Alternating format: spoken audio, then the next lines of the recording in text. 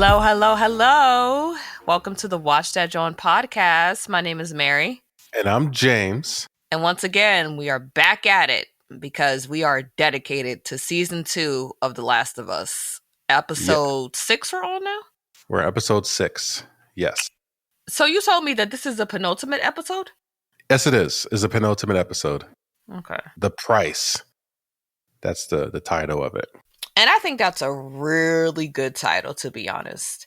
I could have thought of a better title. Well, the title I wanted for it was like A Little Better Than Me. Oh, yeah. Oh! That would be a really good title. Oh, that's coming back full circle. I could have clapped. But Yeah, that's a good title. Yeah, let me not get ahead of myself and let's get into it. The episode takes us back to Austin, Texas, 1983. Joel and Tommy are teenagers living with their father, an abusive police officer. One night, in an attempt to protect his younger brother from their father's wrath, Joel lies to his father, saying that it was him who bought marijuana from a local dealer and not Tommy. Their father doesn't buy one bit of Joel's story, but he doesn't hit him, at least not yet. He tells his son about the time he stole a candy bar as a boy and how his own father broke his jaw as punishment. When Joel questions why his father hits him when he himself was abused by his father, Joel Sr. says, "I don't know, but I'm doing a little better than my father did. And you know, when it's your turn, I hope you do a little better than me." He places a hand on Joel's shoulder before leaving the house to continue his patrol. Let me put my phone. So I feel like this is a common, like, older generation, like, thing about disciplining your children and violence. I feel like as generations increase, the level of violence towards your children has decreased. absolutely. You know, I know a lot of little kids who need to be put across the knee, but their parents talk to them. And even though I'm like, you know, it works. It's proven that beating your kids doesn't really work. They most likely just do what you don't want them to do when you're not looking. Yeah. But then it's also too far to go with like this gentle parenting thing. I think when you try to negotiate with like 3-year-olds, that's not effective either. There has to be a middle ground. But I feel like sometimes when you tired and you're just fed up, I would negotiate with 3-year-old. 3-year-olds are menaces to society. I was just with my 3-year-old 2 weeks ago now, my 3-year-old nephew. Yeah. I love him to death, but that little boy is a terrorist. He is a narcissist. Like all 3-year-olds, just self-centered. Did I tell you? So I was talking to James and I was saying how him and his mom, they made a Mother's Day gift for my mom, his grandmother. They drew a little picture for him. And then when we were leaving, me and my mom were leaving, my nephew's mother was like, "Okay, we're going to pack up the picture that you drew for your grandmother and she's going to take it home." He threw a fit. He was like, "But it's mine." And we're like, that's literally not how gifts work. That's literally, when you give someone a gift, it is no longer yours. He was like, "I know, but it's still mine." And we're like, "Okay, it was a drawing. We can make you another drawing. But I want that one." You cannot negotiate with bullies. No, you can't. Or terrorists. Yeah. So I get just being like, you know what, you get whatever you want because I'm tired. But yeah. So I have one more point and then we get to the whole conversation. So if you remember when Ellie and Dina visit Joel's tomb, it had a year on it when he was born, 1987. I saw that picture. And when he died in 2029. Right? So he's about 41, 42 years old. Right? Probably 41 because he died on New Year's Day. But this flashback is from 1983 when he was like 15, 16 years old. Right? And so it doesn't make any sense. So you send this picture and I see, it looks like to me, the picture of his tombstone, it looks like he was born September 26th or 28th in 87. Yes. And then he died New Year's Day, 2029. Yes. They said he was around like 60. I know, but that says he's 40 42. But if you take 42 plus the 15 or so years that he was when he was a child, then yeah, you He can looks get around 16 to you in 83. 16, around 17. 15, yeah, 15, 16. I was thinking like Listen, old an enough. apocalypse will age you. So I guess Abby think he looks 60, but he's only in his 40s. But what I'm saying is he was born in 83. He was born in 87, but that flashback from 83 doesn't make any Oh. sense. Maybe that was someone else's tombstone and they just I don't know, but they got the day he died correct. I don't know. This Yeah. is interesting. Yeah, that could be an oversight. That's just Yeah, interesting. just low miss, I think. Yeah. But I think what this scene shows us is that from a young age, Joel has been protecting someone from harm. Because when the episode opens, we see him and Tommy is crying and he's scared. He's scared. He's like, yo, my dad's gonna come and he's gonna kill me. He's gonna get the belt and he's gonna kill me because he found out that I was, trying to buy weed from someone and they got into a fight. And the kid they fought squealed and said, no, it wasn't Joel who was trying to buy the weed, it was Tommy. But Joel is like, listen, I'll take the rap for you. And his father doesn't believe it. But I think it shows that he's used to protecting people. He's always kind of been this protector role. And I think that's why, one of the reasons why he goes for hard for Ellie. Not only because, the death of his daughter, but like he's used to kind of protecting his loved one from the bad guys, from the monsters in his life. And I think because this time we might not have seen it, but in this scene, we do not see Joel's father put his hands on either of them. And I think because his father didn't hit him that time, that's what solidified the sentiment in Joel's brain. As long as I'm not as bad as my father, I'm okay. I just can't be as bad as him. And I think that's one of the reasons why he justified such obtuse violence. Well, I think from a parental standpoint, he compared himself to his father. As long as he's a better father than his own father was to him, he's okay. Yeah, exactly. He thinks that's but not fine. necessarily. I think that justifies his relationship with Sarah and then his relationship with Ellie later on. But I don't think that justifies, him being a smuggler and killing people like indiscriminately. No. I'm not talking about that. I'm talking about the things he does for the sake of Ellie, being so violent and doing those things. Yeah. In his mind, he's like, okay, at least I'm doing it to protect someone. And that's better than my father who just did it to kind of correct me. That's in his mind. I feel like that's what he thinks of it. I don't know how he would. Beating your kids because they bought weed versus killing a hospital of people is not equivalent. No, but in his mind, I feel like he thinks I'm doing this to protect Ellie, whereas my father was doing it because he was an abuser. I'm not an abuser. I'm trying to help my child. So I'm a little better than my father. Okay. And it's funny too, because cops are notoriously domestic abusers. And a lot of crime actually goes unreported because it's happening inside the home. And a lot of times when you have like domestic disputes, the cops kind of brush it off. They'd be like, oh, just a domestic. When you handle it they expect you to handle it inside the home. They don't treat it as like regular like assault cases. Yeah. And because they're families, you're a cop. Like, you are a cop. You probably have other cops in the police force riding for you. How are you going to come and say my cop father, husband, whatever is abusing me when he's a police officer? You know what I mean? They're going to take his word for it. So I'm not surprised that he's a cop and he's this violent. But even Seth. Yeah, that didn't sit right with me that he's a cop. Yeah. I'm like, I know you turn off that body cam. Yeah. Yeah. Even that, I thought that was representative. Yeah. But one more thing I wanted to say is like, why do you think Joel's father tears up when like speaking to Joel? Because Joel calls him out and he basically is like, you're not going to hit Tommy. Right? You thought like when his father called him in a lie. And I think that's when he was able to do a self-reflection. Officer Miller, I'm going to call him that. He did a self-reflection and he told the story of how his father broke his jaw for stealing a candy bar. And like you said,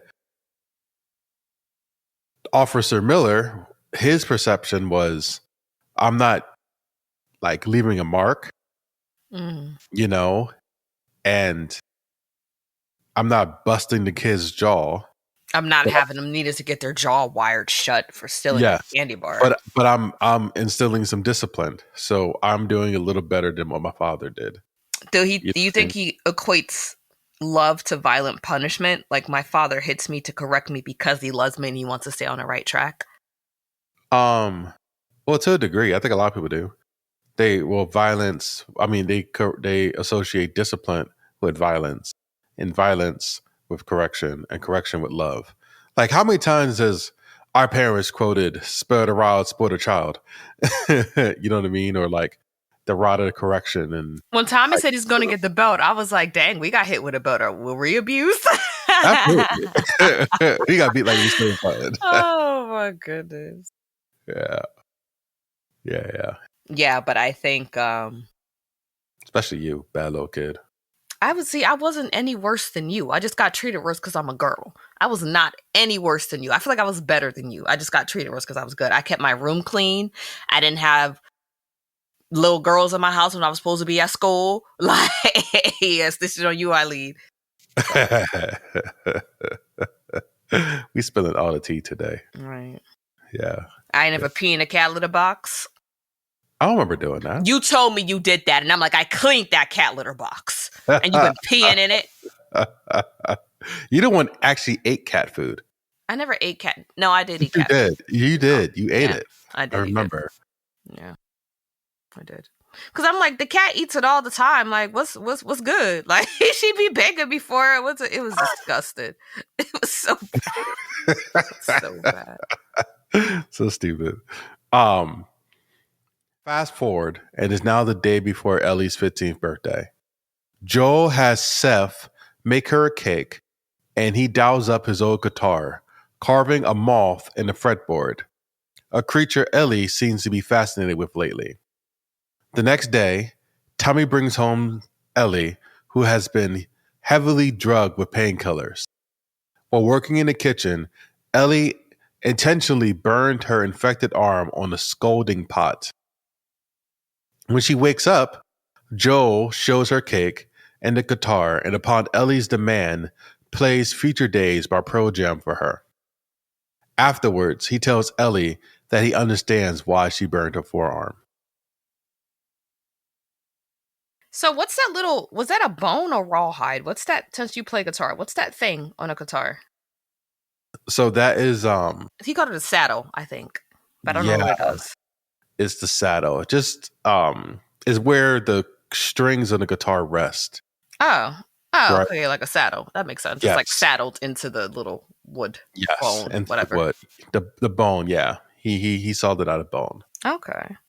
Yeah. And that kind of gives the acoustic sound to it, you know. And it's a beautiful guitar he made. It's like gorgeous. I would literally I'm so upset she never played it until he died. Well, I don't think so. Yeah, because she had to learn how to play. She learned how to play. Yeah, okay. She did play. I think she did eventually learn how to play, and he taught her how to play. Because when she got good, it was only a few days after he died, or a few weeks after. You know what I mean? So she had to have played it before he died. Yeah. But yeah, one thing that I like about Bella Ramsey's performance, it's Ellie's 15th birthday, and she is acting like a 15-year-old. She's noticeably different than the Ellie that we see later, to me, when she's 19. Well, she's about to be 20. Her birthday's in April. I did her birthday's in April, so absolutely. I thought she looked completely different.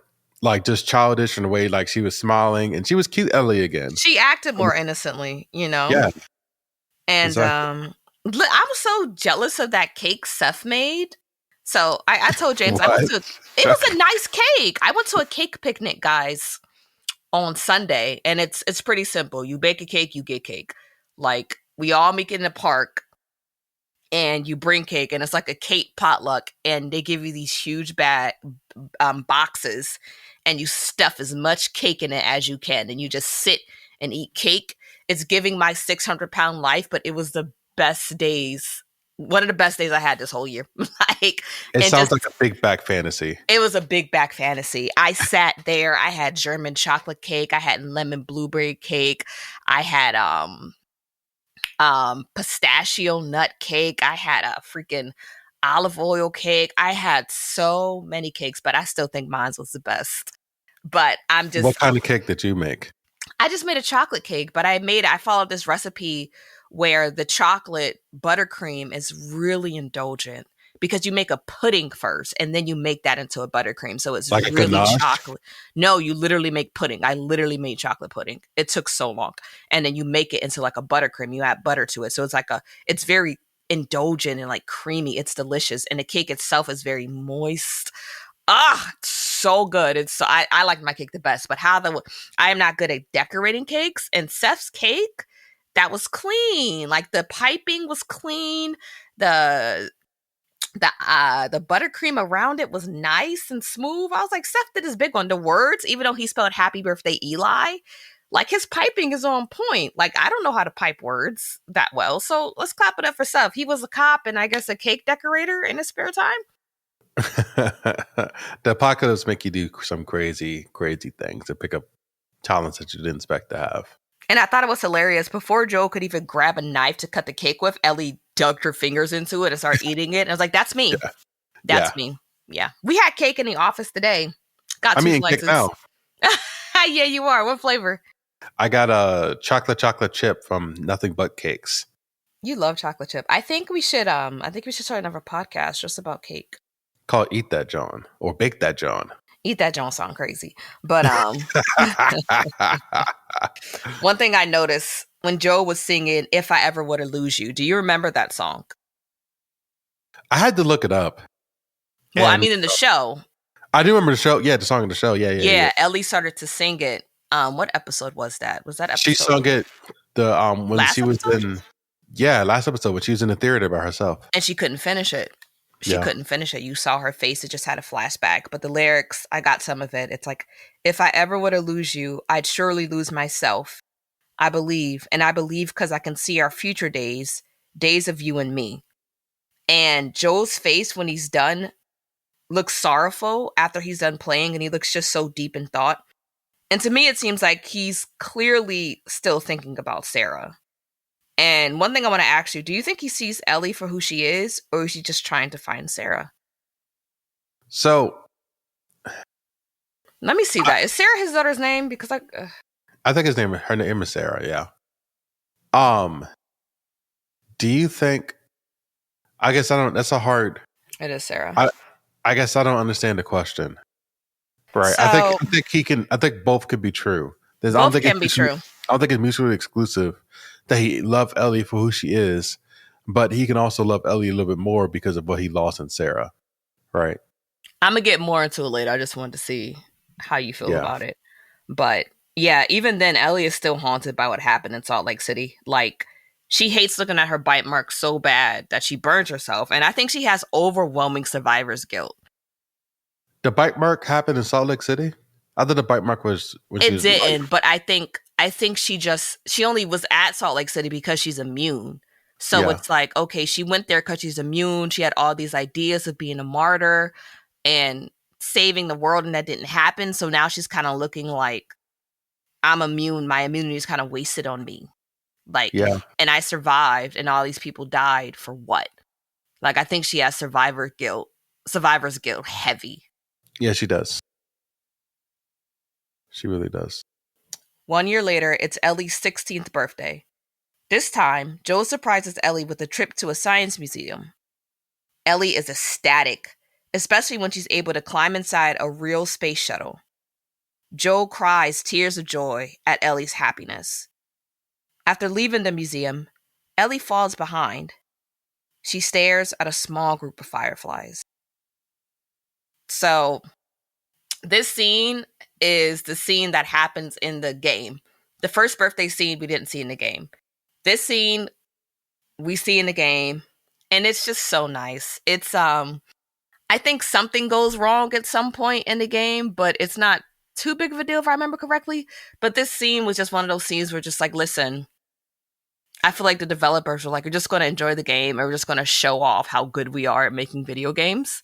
Like everything she did, you go to the museum, you get in the shuttle, you do the whole sequence that she does where you close your eyes and you just hear the audio of the takeoff. It's so fun. You climb on top of the T-Rex too, like all of that. And it's just like, wow, this is really nice. This is like really, really great.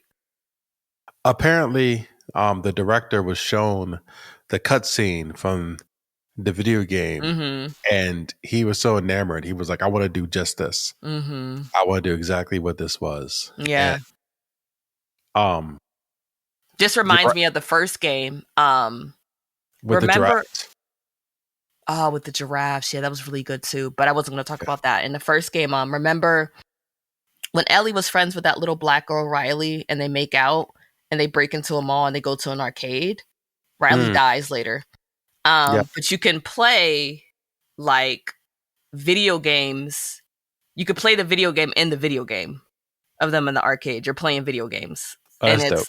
yeah, and I like games like that where it's violence and fighting, but then it's like let's cut away because I love me like I love The Sims, I love Harvest Moon, I love Animal Crossing, I love those like those like what's it called, like slice of life games. So to be able to get like the best of both worlds a little bit, it's like and it makes the characters feel like real people and it feels like a real experience. So that was really cool. Yeah. But I thought it was very touching how Joel took the time to get the electronics and the different mechanics working when Ellie was messing with that like orbital model, the planet orbit, like the different planets revolving around the sun. Yeah. There's a word for it. She was like, it still works, and Joel was like, somebody must have greased it. And Ellie looked at Joel like, get the F out of here. Like, you did not grease this for me. Like, her face was like, she put her hands on her hip, just looking at him like, what? Like, you really did this? And then when they were in that space shuttle and Joel was watching Ellie when she was listening to the audio, his smile, my heart. It was so warm yet fragile.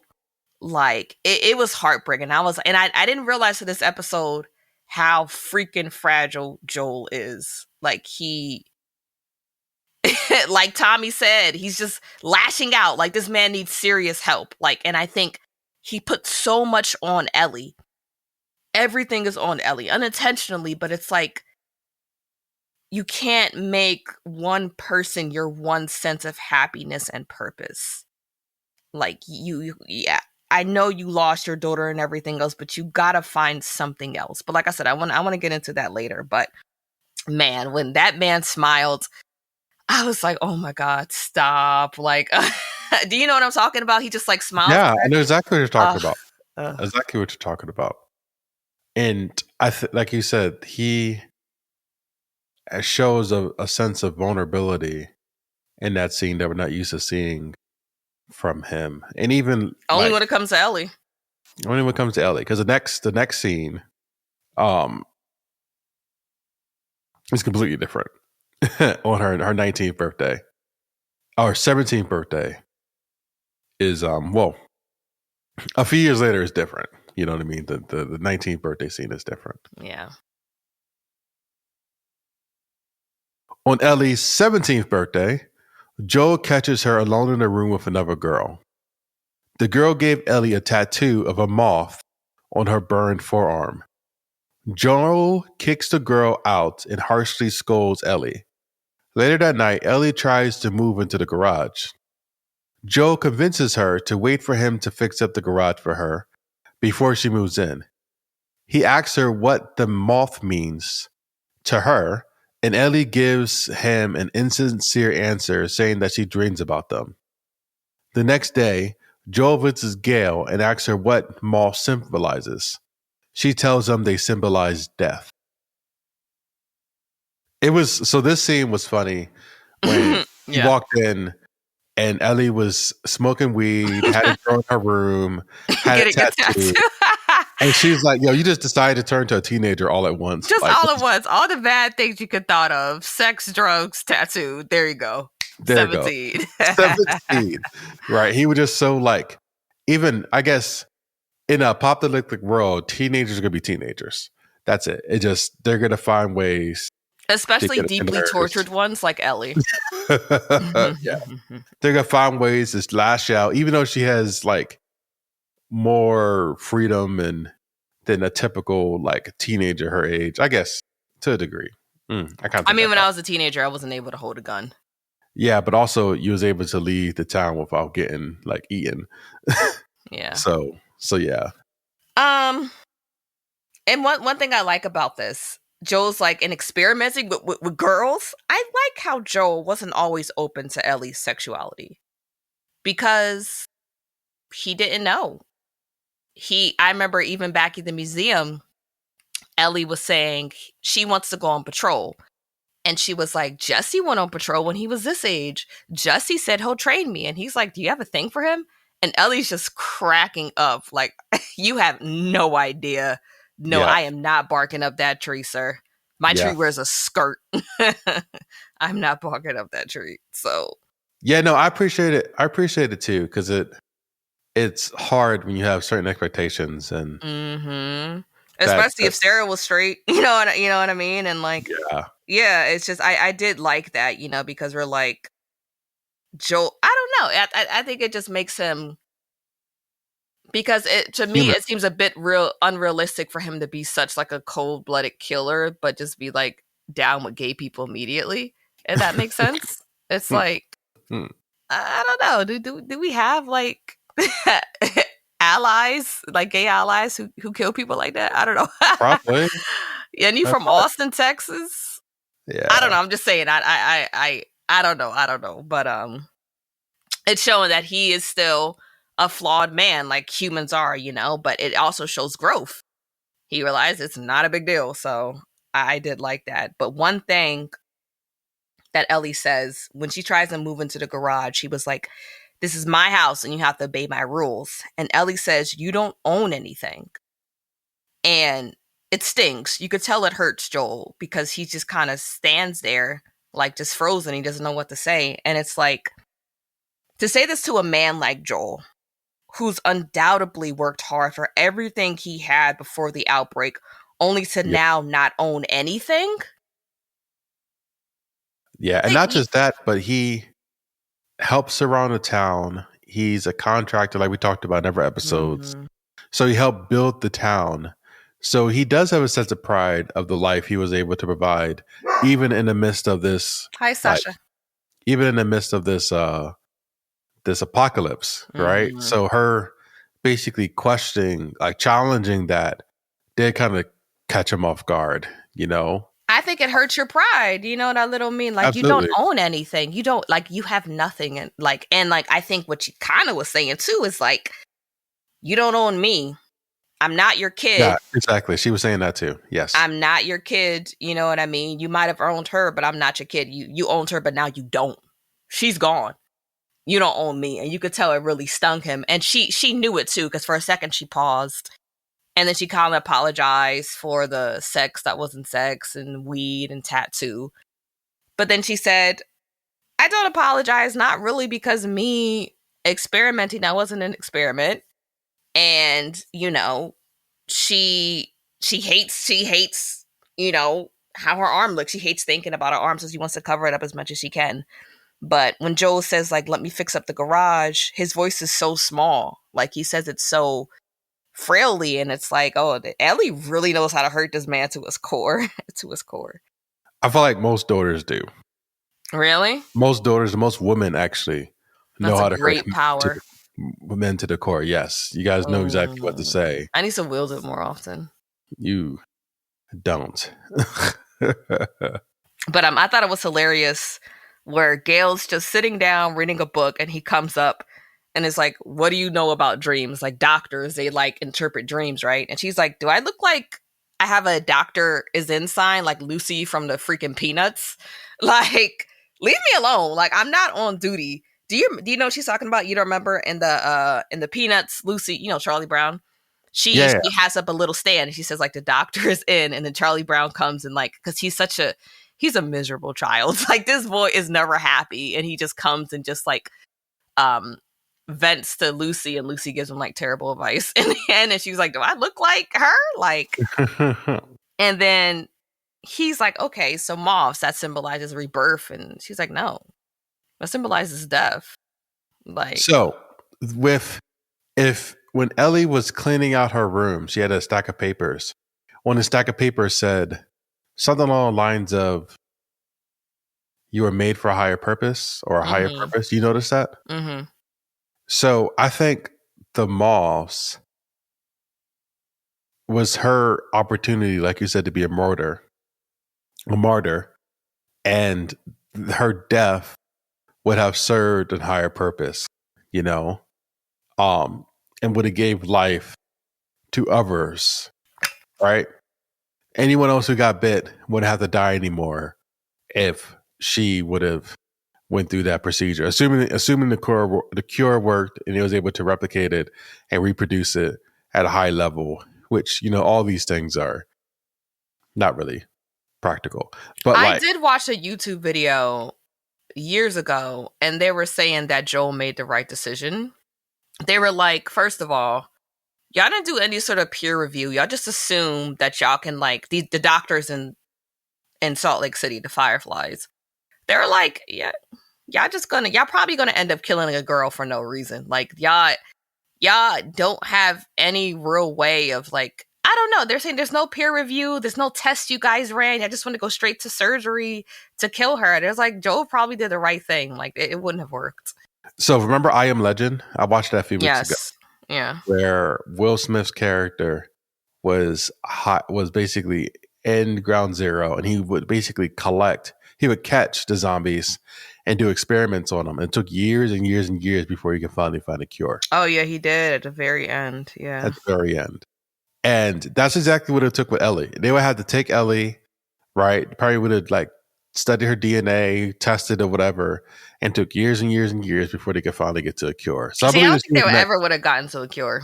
I think that she could have been the first step, but I don't think it was easy as I have her blood now, or I don't think it's that either, but I feel like I don't think they'll be able to, like, I don't think they'll be able to reproduce it to go into mass production, right? I think they probably would have killed her, and by killing her, I don't know, it wears off the immunity or something. Like, I don't know. I don't think they would. I don't know. I don't know anything about anything, but I'm just... Yeah, it's basically was a snowball chance and AT double hockey sticks that thing worked. Mm-hmm. So, yeah, no, I agree. I agree that Joel did the right thing for Ellie. Not for humanity, but the right thing for Ellie.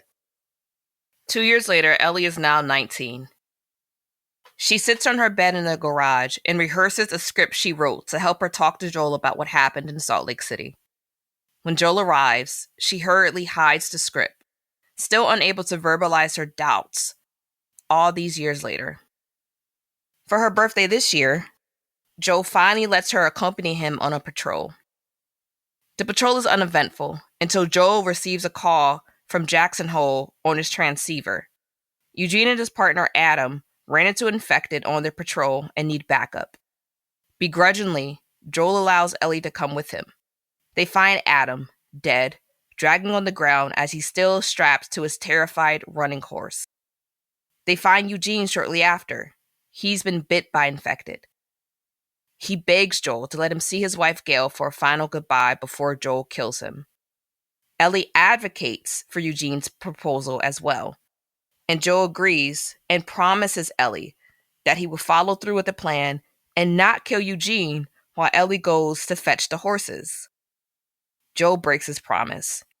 As soon as Ellie is out of earshot, Joel takes Eugene to a clearing with a breathtaking view of mountains and lakes. He shoots him in the head from behind. Ellie returned and is speechless. She doesn't say a word to Joel all the way back to Jackson Hole.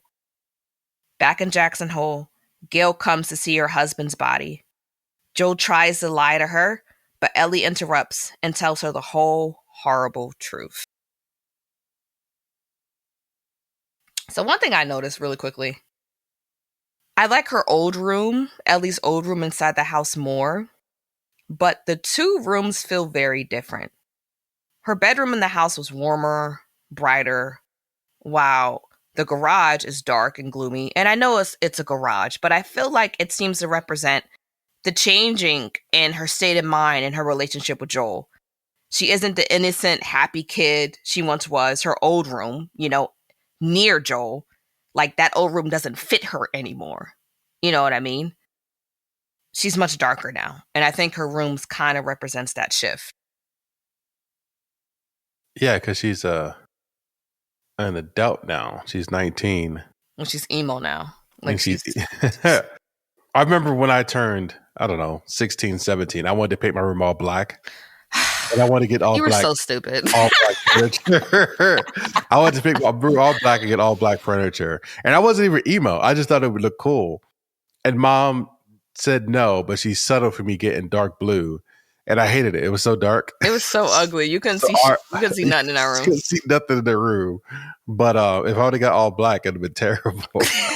People would have walked in the room like, what's wrong with James? What's wrong with James? Like all black, maybe an accent wall, but the whole room is black. I want the whole room black. You would have turned on every light and still couldn't see nothing. Like, oh my goodness. The shadows you would see. Well, you need light to see shadows, but still, like, you'll be terrified at night. Yeah. But, yeah, so Ellie asked some very valid questions in her, her rehearsed script to Joel. She said, if the Firefly spotted us from a mile away from the hospital, how did the Raiders get the jump on them? Mm-hmm. If the Raiders could kill everyone and you have to carry me, how'd we get away? Yeah. If there's so many immune people, then why haven't we heard of them? Yeah. So it's just, it's questions. It's questions. And it's just, it has been haunting her for a very long time. She's kind of obsessed with the symbol of the moth. Like she drew dozens of them, and like think of it's just hard for her, but she's still holding out hope, like even though her feelings for Joel has changed, she's not sure if she can trust him. When he came and said, hey, we're going up on patrol, he knows how to make her smile. She's still like, oh man, I love this dude, you know what I mean? Even though he lies. And I think what pisses her off the most is that Joe pretends like nothing is wrong. And it's like, you're asking me what's wrong, but you know what's wrong. You know why I am distant. She doesn't. He doesn't know what's wrong. He fucking knows. He knows. He does not know. He knows. He knows. No, he does not. Yes, he no does. Idea. He's not a dumb. He knows. He knows. He knows. He knows Ellie is smart, and his story doesn't make any sense. He knows. But it's been 5 years since they got back. He doesn't know at that moment, at her 19th birthday, she's not saying anything because she wants to bring up that date. He knows. He's not dumb. Not thinking about he that. Can tell. Yes, he is. He's just ignoring it. He's just ignoring it because, like, even when he talks to Gail, you know what I mean? Gail is saying, that first episode when he talks to Gail is saying, you're playing with me. You're not telling me the whole story. And he knows the reason why Ellie is acting this way. He's just ignoring it. He knows good and well because he knows good and well because knows Ellie isn't stupid. And he, like, what other reason would it be? He knows. He's just pretending like he doesn't know. But he knows, like. No. I think that's just an assumption. That it's not an assumption. He knows, but I'm going to let you think that he knows. Like, he knows. Like, come on. Yeah. But did you have something to say before? Because I can ramble, so cut me off. I think there was a part where they were going on patrol and Joel took her to the safest part she could think of. Mm-hmm. And when they heard on the radio that the other patrollers were in trouble, he immediately told Ellie to go back and he would handle it. And Ellie said, no, I'm not your daughter. I'm your effing partner. Or I'm not your kid. I'm your effing partner. And I think he also was taken back about that too. Because just the level of hostility that she was shown to him, even though like he's always been there for her. And yeah, she has questions about the Fireflies. That's what I'm saying he knows about something that he did 5 years ago. is I don't think most guys think that way, right? We're like, hey, like Y'all that, stupid. but I am every birthday, like they showed every birthday for the next 5 years, he is going above and beyond to make sure she's happy. Because he knows he messed up. Because he knows. Well, he'll do that anyway. But like he's not dense. Joel is not dense. He knows good and well. He knows Ellie's too smart to believe that story that makes no sense. Maybe he doesn't fully understand the scope of what it meant to go to the Fireflies. I don't think he gets that. I don't think he realizes how much it means to her and meant to her. That's what but I know he knows she's upset about it. Well, But he knows that she would be upset about it, and that's why he doesn't tell her. But but he I felt as though he made an adult decision on her behalf. He didn't feel like that was her decision to make. so Right? and I think that's what pisses Ellie off. There's so many she feels as though Joe's protection of her comes at the cost of her own agency. And I know that's what a parent does. You know what I mean? If your toddler wants to put his hand on the gas stove, you pull him away because you are going to hurt yourself. But it's like Ellie is not a kid anymore. And her saying, you could do that with your kid, but at the end of the day, I am not your kid. You can't keep keeping me off patrols. And she told him later on, I don't want to hear you taking me off patrols again because I am an adult and you can't keep taking away my agency under the guise that protected me when really you're just scared. You're just scared, you know? So, but one thing that I haven't played the game in a while. You just start playing it. Let's clap it up. He just start playing it again. Playing the first game. The first game.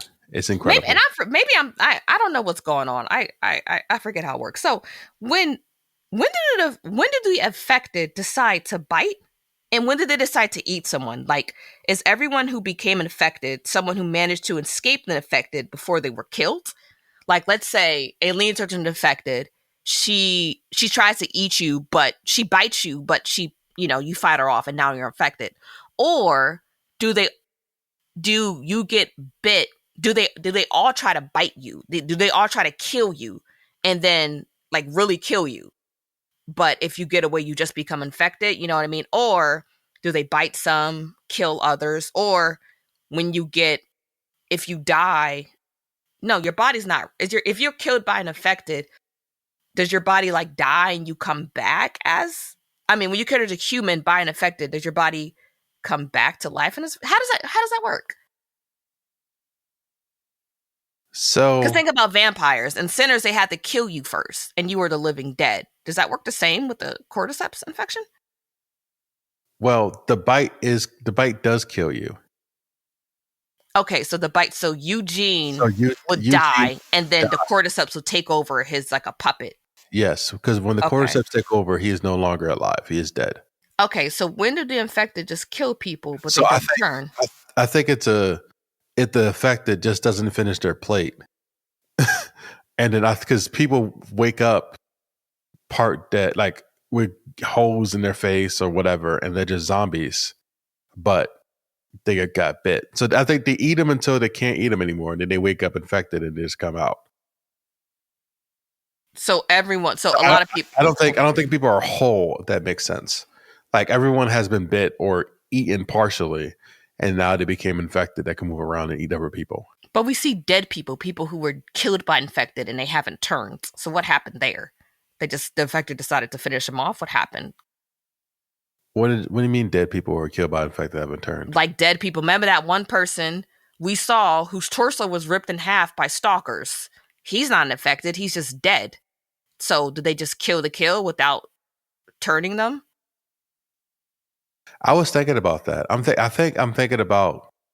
There's so many zombie movies. I'm thinking about the Walking Dead zombies, because the Walking Dead zombies, it would, if you was ripped in half, that half would still be a zombie and would be crawling trying to get people. Oh. In that world of zombies. So I'm assuming this world's the same, but it's not. Like you said, they're just dead. So I don't know. Okay. I don't know. But So let's actually get to Eugene, right? So he shows that he's bit and he pleads to go see Gail and he wants to say bye for one last time. And he shows that he's not going to change immediately. I'm going to ask, I guess I'm going to ask a pretty obvious question. I know what your answer is going to be. But do you think that Joel, I guess, what do you think Joel's obligation was? Do you think Joel's obligation, knowing that this man is infected, was to put him down, or do you think his obligation was to oblige to his last wishes and give him to see Gail? Obviously, it wasn't the second one because he didn't do that. I'm saying, what do you think his obligations was? What do you think he should have done? What do you think he was obligated to do? And he was obligated to keep his promise to him and to Ellie. So you think he was obligated to keep his promise and not obligated to take out someone who knows is infected? Ellie is immune. Ellie is immune, and it's one infected. One infected. Y'all could easily handle. I know Ellie was younger then, but even on the road to Salt Lake City in the first game, Ellie can handle an infected by herself. This man would have been tied up. You are obligated to keep your promise, especially to someone you know. Why? Because you said you would. Huh? Why would it be obligated to keep that promise? Because you made a promise. You made a promise to this man. And like you said, Ellie is immune. There's no major threat here. Y'all could have easily done so. Yeah, Ellie is immune. Ellie is immune. Elliot is immune, and y'all have handled infected before. I know Ellie was a little bit younger then. She wasn't as skilled as she is now when we see her with Dina, but she still killed a bunch of infected on her own with Joel, you know? So it's like, and I think this scene is what makes Joel such a polarizing character. I hated him at this moment. I did. Because I'm just thinking about myself. If I was in this world, Joe would kill me without a moment's hesitation or someone I loved in order to save Ellie, even if Ellie is not even in a real threat. And that's what I'm saying. Like, it's just like, Joe, like I said, Joe protects Ellie so much that, like, he just robs, like, it's like, think about it. It's just like, okay, like, the trust between them has been so broken. And it's just like, imagine being Ellie, right? Someone you trusted more than anything you ever believed in. It's like a conflict of faith. When they lie to your face again and again, you plead with him. Like when Joel said, okay, when he agrees to go with Eugene's plan, and he's like, Ellie, go get the horses. She's like, okay. For a second, she's about to go get the horses. And then she's like, wait, I can't trust him anymore. And she's like, promise me. And he looks at her and lies in her face. That was low. That was dirty. And then Eugene, oh my goodness. Like, so when Joel takes Eugene to that beautiful scene, gorgeous. Oh, so gorgeous. And Joel says, if you have last words for her, I'll pass them along. And Eugene's like, last words for her? I need her last words for me. And I like Eugene because he's able to admit his own sort of selfishness. He's saying, listen, I'm willing to put the town at risk because I need herself. I need her last words. I am dying. Where Joel is like, I do it all for Ellie, but it's like, you do, but you're doing it for yourself too, because you're so afraid of losing someone. And then Joel said something. He said, when you love someone, you always see their face. And this, remember when I asked you, do you think he sees Ellie for her? This makes me think he doesn't really see Ellie. Not fully. Like you said, two things could be true. But instead he kind of sees like a second chance with Sarah. And it's like, that is not your daughter. So I guess I disagree with a few things. The reason why I asked, one, do you believe he was obligated to keep his promise to Ellie and this man who's infected? Absolutely. Or, no, let me finish. Or was he more obligated to basically perform his duty as an executioner of infected? And the reason I say that is because a few episodes ago, when Dina believed that Ellie was infected, Dina was ready and willing to put down Ellie. But she didn't. But she didn't, but she was ready and willing to put her down. And the reason she didn't. Listen, the reason she was because she was obligated to put her down. It's a sense of, one, mercy, and mostly mercy and a safety thing, and a sign of respect for the person, because you don't want to, who wants to walk around the rest of the eternity as a zombie, to put them down.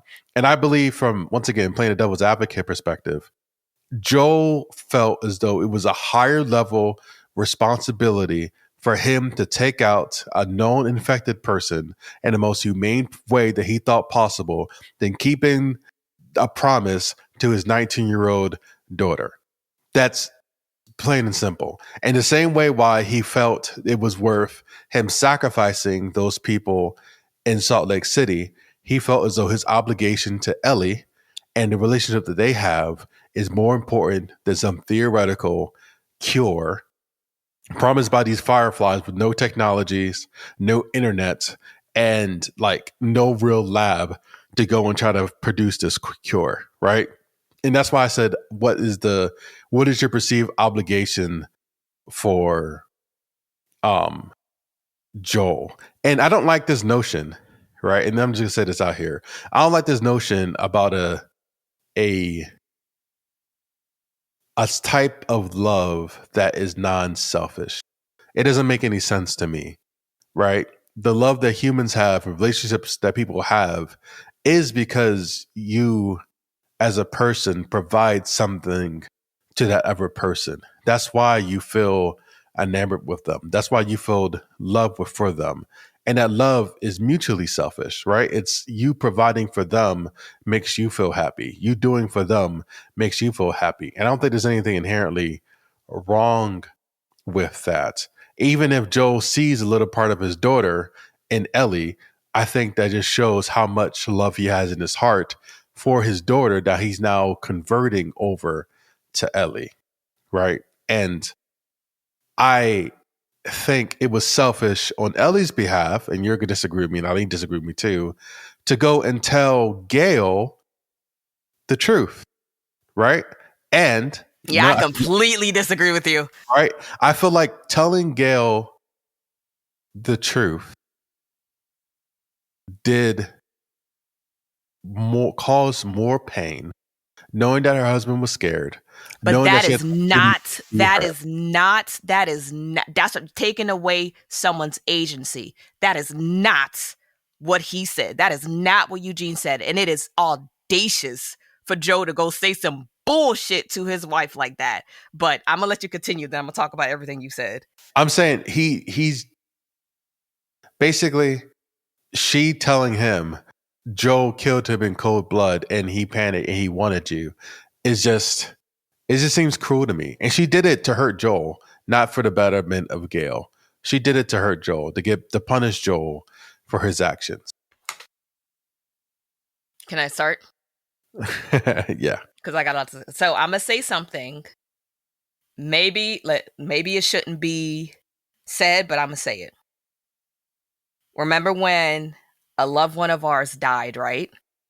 And Mom, to protect my feelings, was trying to keep me from going to the funeral. She wasn't going to tell me until after the funeral. And it's like, okay, in her mind, she's like, I'm protecting my daughter from pain. But in my mind, I'm like, it is my choice to decide if I want to go to the funeral or not. You cannot decide everything for me just because you love me. You can't do that, because at the end of the day, I have my own agency. And a loving me, in my mind, is letting me, when I'm old enough, is letting me to choose for myself. So I think it was wild for Joe to go up to that woman and make it and seem like he was the hero of the situation, saying, oh, he took his own life When he said Eugene took his own life, I said no. I would have piped. I get Ellie being like, oh no, F this. No, because that was messed up. But going back to, you compared the situation with Dina and Ellie. When Dina got bit, no, Ellie got bit, and Dina didn't know she was immune, and she pulled out her gun. But the difference, why this doesn't make sense, is that Dina listened to Ellie's plea. She said, listen, I am immune. Let me sit here on this couch, and if I turn, you could take my life. Joel did not do that. Eugene said essentially the same thing. Let me go see my wife, and if I turn, you can finish me off. Joel did not do that. So that's where it's different, Yeah, immediately you pull out your gun, but if someone is making a case, especially if you promise to go through with it, I think you are obligated to complete it. Yes, I do. But yes, for him, that was freaking crazy. And like I said, I know there is selfishness in love. Like you said, you're getting something for someone, hopefully it's reciprocal, but you may love someone because, you love people for who they are because you're funny, but sometimes you love people for what they can give you too. But I'm saying, when does that selfishness, you can be selfish, but when does that selfishness affect the other person? Like I said, Eugene was man enough to say, like I said, he said her last words for her. I need her last words. He's admitting, I am willing to put everyone in danger because I am dying and I am scared and I need her. Where Joe has his guise of, I'm doing it for Ellie. I'm doing this for Ellie. When we used to say, I'm doing it for me. I need Ellie.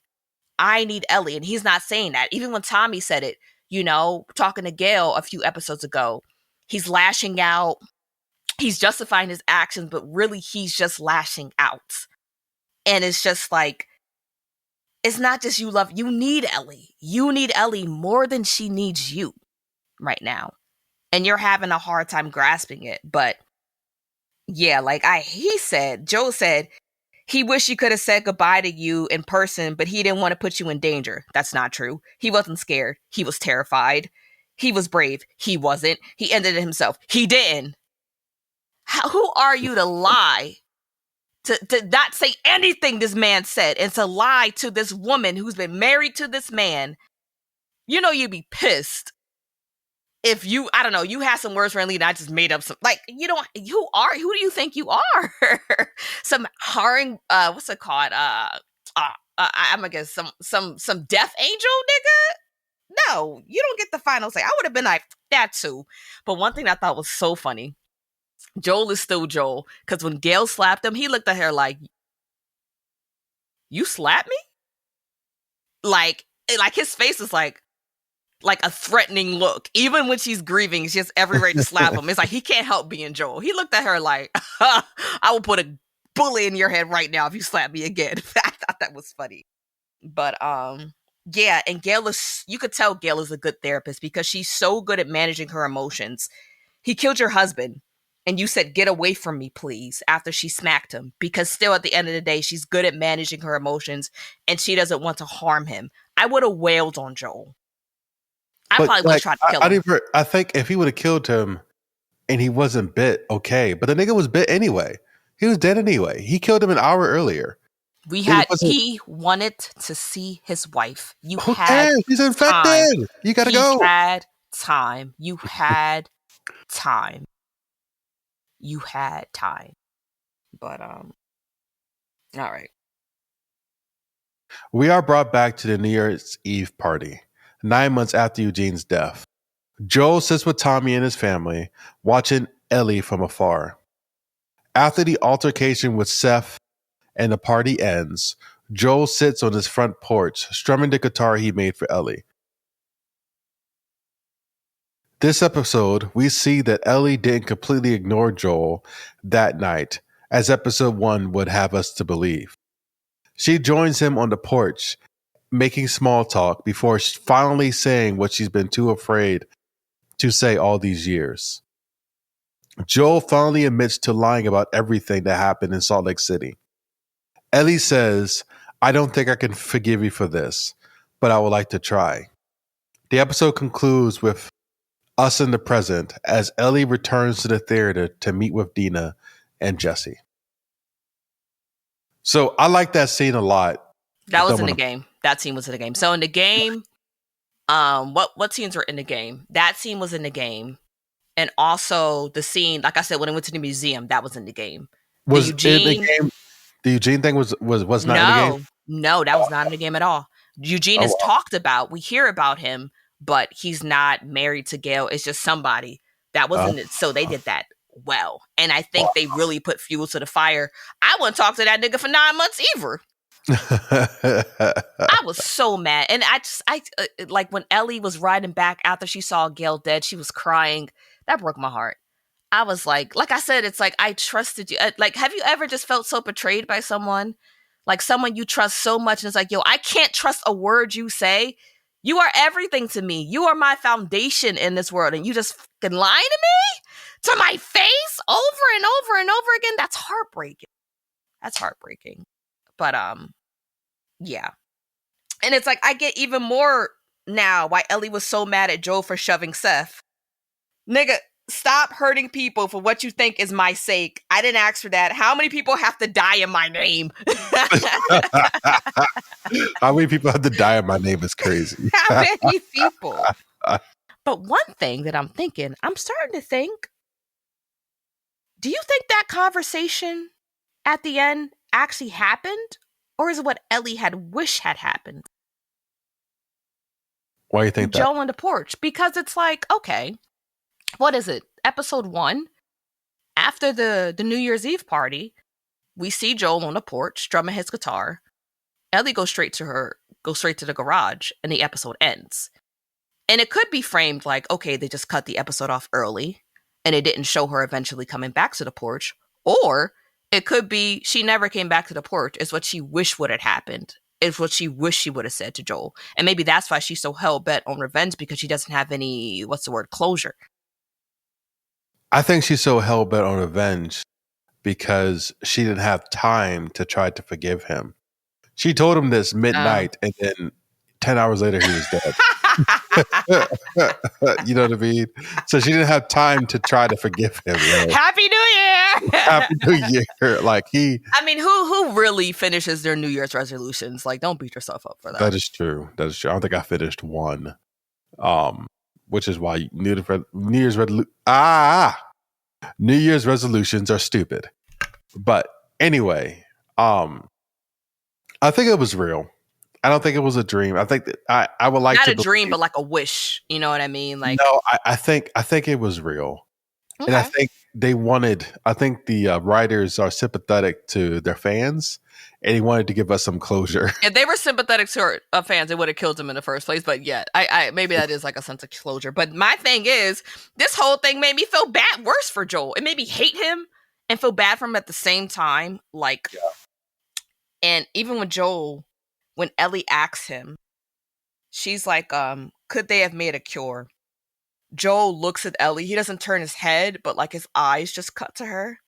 And then like his cheeks are quivering and he just nods. And I'm just like, ugh. Like, Pedro Pascal is just giving his all in this role. And Joel says, making a cure would have killed you. And Ellie says something along the lines of, then I was supposed to die. My life would have mattered, but you took that from me. You took that from everyone. And it's a good point. It's like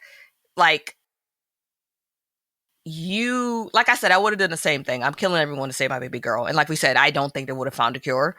But it's like, it's a terrible world. She was a glimmer of hope. What if she could have ended this whole thing for everybody? For everybody. It would have been over. Imagine how miraculous that would have been. Like, it's done. Like, it's done. How many lives she would have saved, how much hope she would have brought back. Imagine that. That would have been incredible. So I get her feeling like you took that from everyone. Like, I wanted to save the world. I wanted to do this. And I understand you love me, but I'm salty about it. I'm sorry. I'm really salty. I'm really salty. And I'm here with all the survivor's guilt. And I just feel like, what am I to do with this, you know? And even Joel said, he'll do it all again if given the second chance. And Ellie says, because you're selfish. And like I said, this is true. Like I said, Eugene admitted it and he didn't. And then, oh my goodness, like I said, I could literally clap for this. But Joel said, you can't understand. Maybe you never will. But if that day should come, if you ever have one of your own, well then, I hope you do a little better than me. Perfect callback. Perfect callback to what his father said in that kitchen. I could have clapped. I said, oh, I was like, oh, I was crying. I was like, that was so beautiful how it all came full circle. I was like, chef's kiss writing.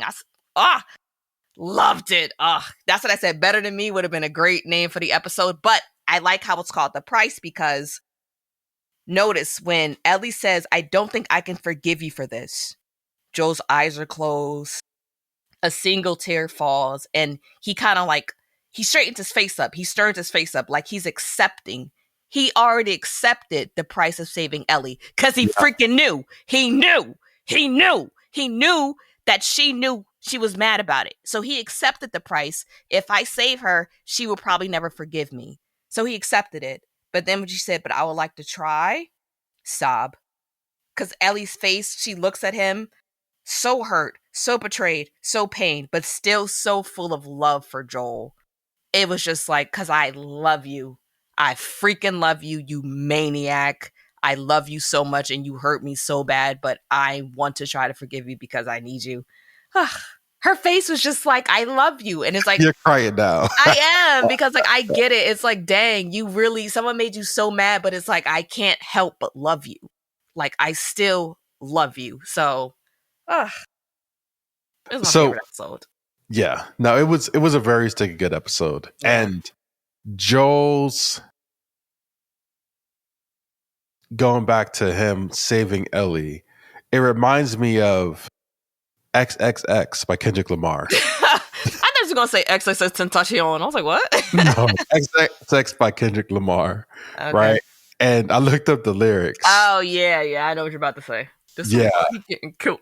Yeah, he said, but you don't remember freaking... Yesterday, I got a call from my dog like 101. Said they killed his only son because of insufficient funds. He was sobbing, he was mobbing, way belligerent and drunk, talking out his head, philosophizing on what the Lord had done. He said, K-Dot, can you pray for me? It's been a day for me. I know that you anointed. Show me how to overcome. He was looking for some closure, hoping I should bring him closer to the spiritual. My spirit do no better, but I told him, I can't sugarcoat the answer for you. This is how I feel. And somebody killed my son. That means there's somebody getting killed. Tell me what to do for love, loyalty, and passion of all the memories collected, memories you could never touch. I can't. And this is just literally, it's Joe embodies this, right?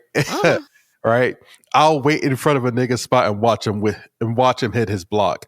I'll catch a nigga living service if that's all I got. I'll chip a nigga, then throw the blower in his lap. Walk back to the court like B. I did that. Right. And like I said, I understand that part of it, and it doesn't justify what Joe did. It doesn't. It doesn't excuse it. It doesn't. But I understand. I ain't saying it's right. But I understand. Right, but I understand. Like, I get it. So, thanks guys for listening to. We're not gonna rate it. What's wrong with you? Oh yeah, let's rate it. Okay. Get on my nerves. So I will give this episode a large bag of popcorn. Not extra? Yeah, I'll give it extra. Yeah, extra large bag. This is extra. I liked... Watch that, John. I liked how detailed the scenes were and kind of showing what happened between when it got to Jackson Hole to that fateful New Year's Day. I liked how they showed the growth in the relationship, even though it started tanking. But I think the tanking and them separating was driven both by, Joe's lie, but also just the course of life. Teenage girls being like drawing further away from their father figure is just part of life, part of nature. And I enjoyed it. I enjoyed it a lot, especially that porch scene. You said that Eileen did think it was wrong for Joe to lie to Gail, try to lie to Gail? Yes, she did. Okay. What was her reason for that? No, she thought that she should have told Gail. Okay. That Yeah. Ellie should have told the truth to Gail, and she felt similar to you. And my perspective is like, yeah, Okay. I just had to see. So, we were. But yeah, no, it's definitely a watch that, John. And like I said, this were the added scenes. I either felt kind of indifferent about them or I didn't care for them too much. The added scenes, I mean, the scenes that weren't in the game was fantastic in this episode. Like I said, I love how it came back full circle from his father down to Joel, and probably from Joel's father's father down to Joel's father. You have a comedian and like they set something up and then they always that was Kevin Hart does that very well. We went to saw his show. yeah. He makes an initial story and then wraps it up at the end. And yeah, you're right. This is exactly how that worked. Yeah, it was fantastic. So thank you guys so much for listening to us once again. Tell them where to find us, Tuba. Yeah. Thanks for listening to another episode of Watch That John podcast. If you would like to continue to listen to us and follow us, you can follow us at Watch That John in Instagram, or you can follow our YouTube channel at the Watch That John podcast. Until next time, this is our penultimate episode. So we have one more left to finish out The Last of Us Season 2. Thank God, I'm so tired. Bye, guys.